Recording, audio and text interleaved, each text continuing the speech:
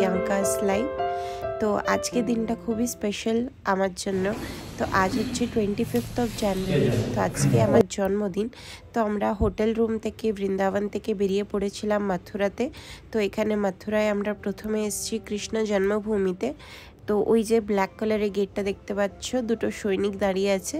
তো ওইটাই হচ্ছে কৃষ্ণর যে জন্মভূমি, যে কারাগারটা কনসের, তো তারই মেন গেট। তো এইটা হচ্ছে ক্লক রুম। তো আমরা এসেছি ক্লক রুমের কাছে, কারণ এখানে আমাদেরকে আমাদের যা সব ফোন, পাওয়ার ব্যাংক, পার্স যা কিছু আছে সব কিছু জমা দিতে হবে। কারণ ভেতরে কৃষ্ণ জন্মভূমির ভেতরে কোনো রকমের কোনো জিনিস তোমরা নিয়ে যেতে পারবে না, জলের বোতলও পর্যন্ত তোমরা নিয়ে যেতে পারবে না।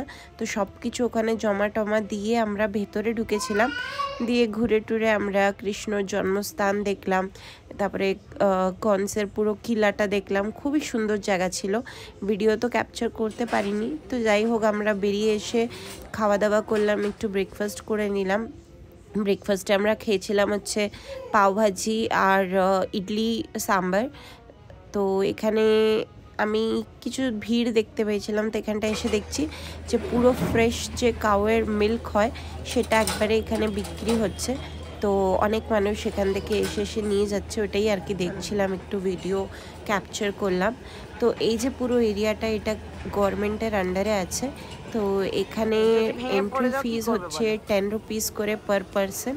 তো ভেতরে আরও অনেক ভালো জিনিস আছে দেখার মতন, শুধু কনসের জেল না, আরও অনেক কিছু আছে। ভেতরে একটা মসজিদ মতনও আছে, যেটা অন্য রাজা বানিয়েছিল। দিয়ে রাজাটার নাম তো ঠিক আমি জানি না, বাট যাই হোক, আমরা ঘুরে টুরে এসে আবার এখানে দেখতেই পাচ্ছ আলু পুরি নিয়ে নিয়েছি, আর ওর পাপা, দিব্যাংশ পাপা জলেবি খাচ্ছে। তো এখানের ব্রেকফাস্টই মানে আলু পুরি, গরম দুধ, জলেবি, মালাই দুধ, এইসবই। তো দিব্যাংশের জন্য আমরা দুধ নিয়ে নিলাম, একটু দুধ খাইয়ে দিলাম। দেন খাইয়ে টাইয়ে আমরা বেরিয়ে পড়েছি আমাদের নেক্সট ডেস্টিনেশনে যাওয়ার জন্য। তো চলো তোমরা ততক্ষণ দেখতে থাকো।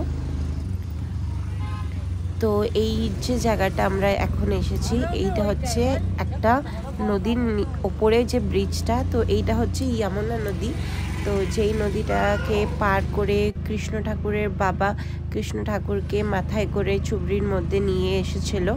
তো ওই নদীটাই আমরা একটু দেখলাম দাঁড়িয়ে। তো দেখা টাকার পর আমরা এখন যাচ্ছি আমাদের নেক্সট ডেস্টিনেশনে। তো তোমরা ততক্ষণ দেখতে থাকো। মন্দিরের বাইরে, তো এখানে আমরা একটা গাইড হায়ার করেছিলাম, কারণ এর ব্যাপারে আমার জানার খুবই ইচ্ছা ছিল। তো আমরা একটা গাইড হায়ার করেছিলাম। তো এই গাইডটা 5 থেকে 6টা জায়গা আমাদেরকে নিয়ে গিয়ে দেখাবে, তার ব্যাপারে আমাদেরকে শোনাবে। তো সেটাই আর কি, তোমরাও শুনতে থাকো। আমরা যেসব মন্দিরে গেছিলাম সেসব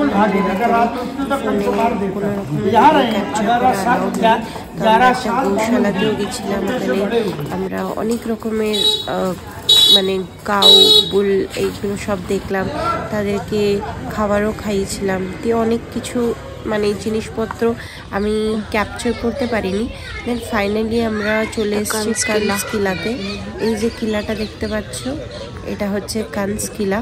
তো যমুনা নদীর ধারেই আছে এই কানস কিলাটা, খুবই বড়। এর ভেতরে কাউকেও অ্যালাউড নেই, কারণ যেহেতু পুরনো হিস্টোরিক্যাল বিল্ডিং এটা, তো খুবই পুরনো।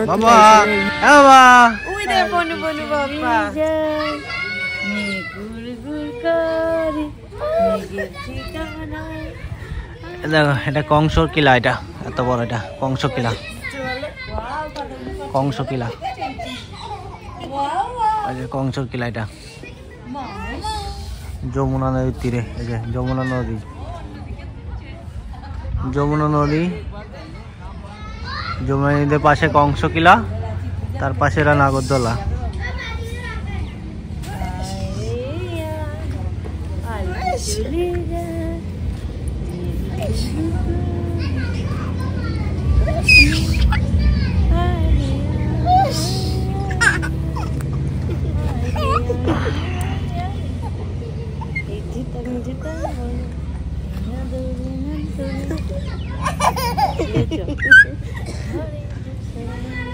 তো এখানে আমরা কিছুক্ষণ টাইম পাস করে এখন আমরা এসেছি যমুনা নদীর আবার বোটিং করতে। তো এটা আমাদের সেকেন্ড বোট রাইড। তো আমরা খুবই খুশি যে আরও আরেকবার আমরা বসতে পেরেছি বোটেতে যমুনা নদীতে। তো এখন আমরা যাচ্ছি হচ্ছে বিশ্রাম ঘাটেতে। তো এর আগের দিন আমরা গেছিলাম বৃন্দাবনেতে বিশাল ঘাটেতে, আর এইটা হচ্ছে বিশ্রাম ঘাট। তো বিশ্রাম ঘাট কেন বলে এই জায়গাটাতে, কারণ হচ্ছে কৃষ্ণ ঠাকুর যখন কংসকে বদ্ধ করে যখন যেই জায়গাটাতে বিশ্রাম নিয়েছিল সেই জায়গাটাকে বলা হয় বিশ্রাম ঘাট। তো এই জন্য এই জায়গাটার নাম এই পড়ে গেছে। তো দেখতেই পাচ্ছ আমরা এখানে একটা মন্দিরে এসেছিলাম, দিয়ে মন্দিরে দর্শন করে আবার আমরা বোটেতে উঠে পড়েছি। তো আমরা এখন যাব হচ্ছে যেই বিশ্রাম ঘাটের কথা বলছিলাম তোমাদেরকে ওইখানে। তো তার আগে আমি কিছু ফটোজ ক্লিক করালাম। তো জায়গাটা খুবই সুন্দর আর পিকচার্সও খুব দারুণ আসছিল। তো দেখতে পাচ্ছ কত আর কত বোট আছে, অনেক বোটিং হয় এখানে যেহেতু মানে এত বড় নদীটা। আর ওই দেখো একটা ট্রেনের ব্রিজ সেই দূরে, আমি অনেকটা জুম করে দেখাচ্ছি। তো খুবই সুন্দর লাগছে, যেদিকে তাকাচ্ছি সেদিকেই ছোট ছোট ছোট ছোট বিল্ডিংস। আর আকাশটাও আজকে বেশ ভালো লাগছিল। আর এখানে দেখো এই পাখিগুলোকে না কি পাখি বলে আমি ঠিক জানি না, তোমরা যদি কেউ জানো তাহলে নিশ্চয়ই কমেন্ট সেকশনে আমাকে জানিও।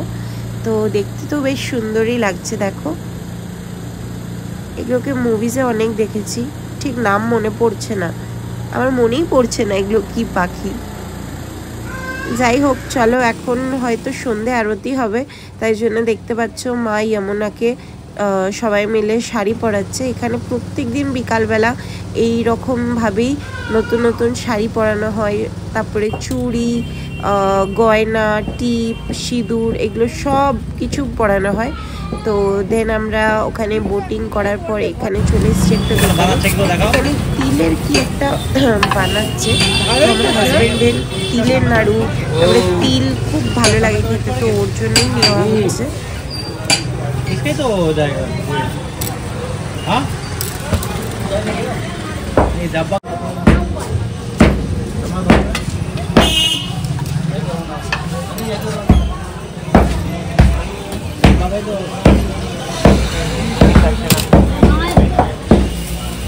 डाल दिए बहन, डाल दिए फोन पे कर देता। হ্যাঁ, তো মাথুরায় যখন এসেছি এখানের একটু লোকাল মার্কেটসে আমরা একটু ঘুরছি, দেখছি এখানে কোন জিনিসটা কীরকম দাম, কোন জিনিসটা এখানে ফেমাস। তো এইসবই অ্যাকচুয়ালি ঘোরা মানেই তো এইসবই, যে নতুন নতুন জায়গাতে গিয়ে দেখা যায় এখানে কোন জিনিসটা কেমন ধারা দাম বা কিরম খেতে। তো এখানে আমরা একটা বেকারিতে ঢুকেছিলাম, বেকারিটার নাম হচ্ছে ব্রিজওয়াসী। তো এটা খুবই একটা ফেমাস বেকারি। তো এখানে প্রথমে আমরা গেছিলাম হচ্ছে কেক নিতে। দেন আমরা ভাবছি যে আমরা বাড়ি কখন যাব কোনো ঠিক নেই, বাড়ি যখন যাব তখন যদি কেক গলে যায় বা নষ্ট হয়ে যায় বা খারাপ হয়ে যায়, এরই জন্য আজ ভাবলাম যে তাহলে হোটেলের কাছে যাই, ওখানে যদি কোনো কেকের দোকান পাই তাহলে ওখান থেকে আমরা নিয়ে নেব। তো আমরা হোটেলে গিয়ে মানে এত টায়ার্ড হয়ে গেছিলাম, সবাই মিলে ঘুমিয়ে পড়েছিলাম। দেন কার্তিক আমাকে ডেকে ডেকে তুলছে, তো চলো আমরা একটুখানি হাঁটতে যাই। তো এখন বাজে 8:30 মতন। আমরা আমাদের যে হোটেলটা আছে ওখান থেকে হেঁটে হেঁটে একটু মার্কেটের দিকে এসেছিলাম। ওখান থেকে 10 মিনিটই মার্কেট, লোকাল মার্কেট। তো এখানে এসে গরম গরম দুধ খাচ্ছি, মানে সারাটা দিন কিভাবে কেটে গেল জানতেই পারলাম না। তো এখানে এখন গরম গরম দুধ খাচ্ছি যেহেতু এত ঠান্ডা। তো এখানে ফাইনালি একটা বেকারি পেয়েছি, তো চলো দেখি কেক নেওয়া যায়, কোন কেকটা কীরকম নেবো। তো এখানে আমরা কেক যখন দেখছিলাম তখন ভাবছিলাম যে আমরা তো কালকে হোটেল ছেড়ে চলে যাব, তো এতটা কেক তো আমরা 3 জন মিলে তো খেতে পারবো না। আর আমার মাম্মি আবার ডায়াবেটিক পেশেন্ট, তো আমারও কেক মিষ্টি মানে মিষ্টি জিনিস আমার তেমন একটা পছন্দ নয়। তো আমরা দেন ভাবলাম যে একবার আমরা গোটা কেক নেবো না, তো আমরা পিস কেক নিয়ে নেবো। তো 3 জনের জন্য আমরা 3টে পিস কেক নিয়ে নিয়েছি।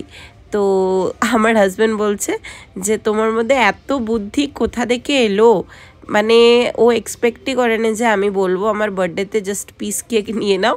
তো আমি বললাম সত্যি তো নষ্ট হবে, কারণ আমরা কালকে চলেও যাব, আর আমরা যেসব ফল খাবার এনেছিলাম ব্যাঙ্গালোর থেকে সেগুলোই আমরা মানে পুরো খেতে পারিনি, পুরো বান্দর টান্দরকে দিয়ে দিতে হলো।